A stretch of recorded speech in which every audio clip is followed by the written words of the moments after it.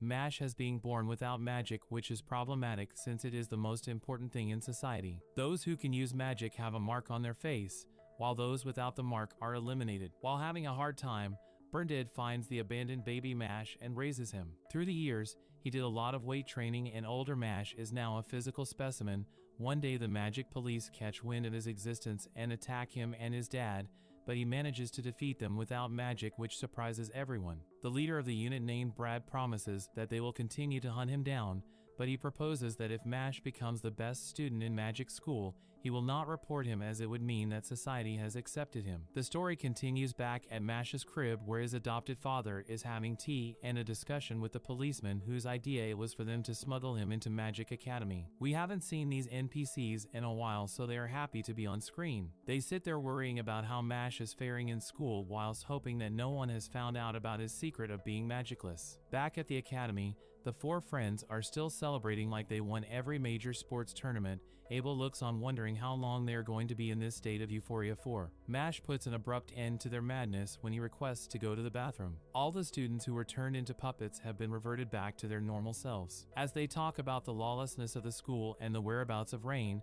Cell casually floats in like Casper the Ghost and swats the friends away, which sends them flying. Barrett sits up ready to challenge until he gets a closer look at Cell and recognizes his supreme conquers hockey and overall badass energy, so the flame head simmers down a bit and just watches on. The agent of Innocent Zero makes his way to Abel and queries him on why he looks like someone had beaten him purple. Cell throws some sly digs at the leader of the Magia Lupus for being pathetic before showing his appreciation to him for giving intel on Headmaster Wahlberg. Cell then materializes that gratitude by moving Abel's hands to meet his own throat to squeeze it with passion to stop the air from entering his lungs. Before the leader of Magia Lupus is finished, Mash interrupts with a tray of cream puffs and orange juice for them to celebrate. It is clear that Mash cannot read a room, so this catches the attention of Cell, who is amazed by Mash's nonchalance. While his friends tell him off for his terrible timing, a fly lands on the magicless student's face, so he sneezes a heavy sneeze that sends the cream puffs flying into the Jesus Christ crown Cell is wearing. The villain is so taken aback by what is going on that he loses focus and releases his grip on Abel. Mash kindly asks fake Jesus to return the treat because they have every intention of eating it,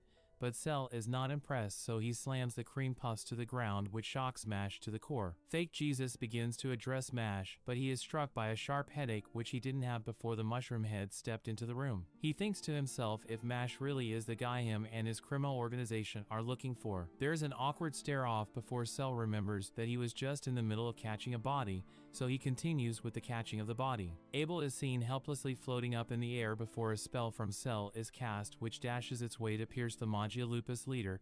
It looks like Mash is too late to react, but Razor was razor sharp with his reaction and managed to come in between the attack and Abel. Mash rushes over with concern to check on his new friend, who seems to have given up as he tells Mash that their promise of eating cream puffs together may very well not come true. The magicless student walks over and hands Razor a magic handkerchief which Abel uses to stop the bleeding. Cell stands over them and reveals why his attack wasn't fatal. It was because Mash had picked up a small stone and launched it at Cell's back, which was enough to shift his aim. The villain looks over to Mash with amazement as he confirms that Mash really is the guy. The magicless student looks back and shows him how a true Conker's hockey stare looks like. Cell isn't phased one bit and begins to talk down to Razor, which gets Mash super mad. So he stamps his foot on the ground and causes fragments of the floor to break.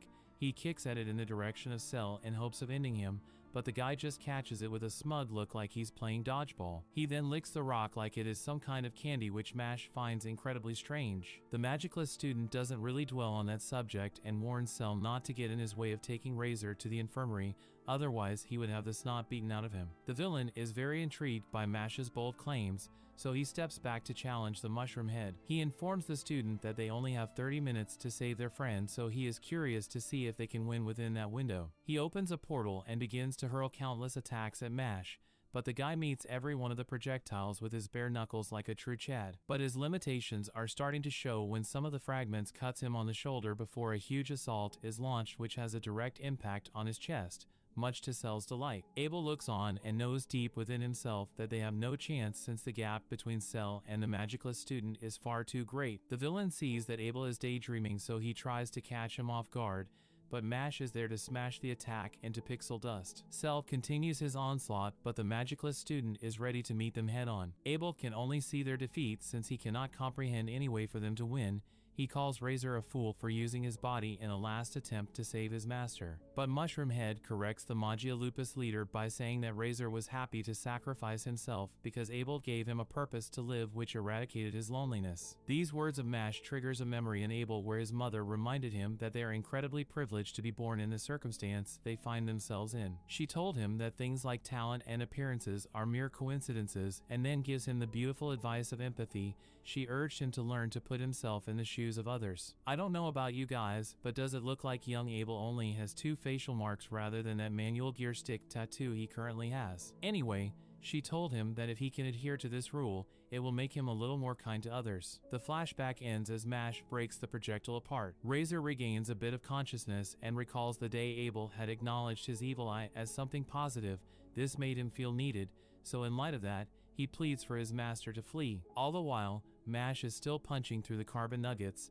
Although he is moving forward, Barrett takes a closer look and notices that the nuggets are too many and too heavy, so with the time limit on his hand, he wouldn't be able to close the gap to defeat Cell in time. Barrett contemplates going over to help, but he knows that once he leaves his position, Cell will target Lemon and Finn, so all he can do at the moment is be a spectator. The villain expresses his boredom and therefore increases the heaviness of his attacks, which almost catches Mash off guard, but Abel activates his doll and blocks it just in time before the magicless student is turned into mashed mushroom. Abel makes a speech about how it is the right of the strong to take from the weak, but he also acknowledges that it is also the right of the weak to oppose the strong. Cell is somewhat confused as to why the Magia Lupus leader is opposing him. I think Cell has forgotten that literally 2 seconds ago, he was trying to stop Abel from allowing free oxygen to enter his lungs. The leader launches an offensive, but Cell easily destroys the doll into pieces. Just as he stands there gloating, Mash emerges out of a piece that had fallen close to him. Now that he stands 2 inches away from the fake Jesus, Mushroomhead extends his hand with force and lands an uppercut even Mike Tyson will be proud of. Cell commends him on being the first person to break through his rigid epidermis. He is so impressed that he questions Mash on the type of magic he used. The student is caught off guard, so he scrambles through his brain and comes up with an answer saying his magic is called power. This takes everyone by surprise to know that such a magic exists, but Cell knows that Mash is toying with him, so the villain removes an object that Barrett recognizes right away as being the Spellflexion mirror. It is said to be a powerful magical item that can reflect any and every spell that is thrown its way. What is worse is that the stronger the spell, the more ferocious the mirror makes it. That object is the most feared magical item, which makes all magic users weak in the knees with terror. Barrett is confused to see it out in the open like that because in his estimation, it is supposed to be in the custody and guard of the Bureau of Magic. He instantly alerts Mash that as magic users, they don't stand a chance against the mirror. The redhead explains how it works, warning him that one mistake and he's as good as dead. Barrett knows that the only way to beat it would be to do it without magic, and such a feat is impossible. Cell puts the mirror in front of his face as he taunts Mash to attack, thinking that his magic will be returned to sender with a little extra. Mash lands a perfect kick to his head that shatters the glass. Everyone, including Cell, looks on shocked.